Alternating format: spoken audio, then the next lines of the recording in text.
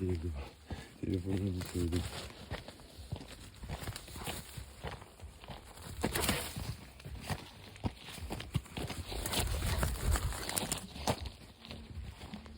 Üstü kapattım.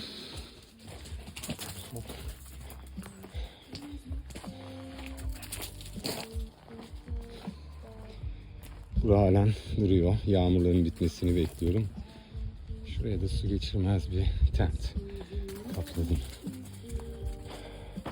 Yağmur yağdığında duramıyorduk. Diego, ne yapıyorsun?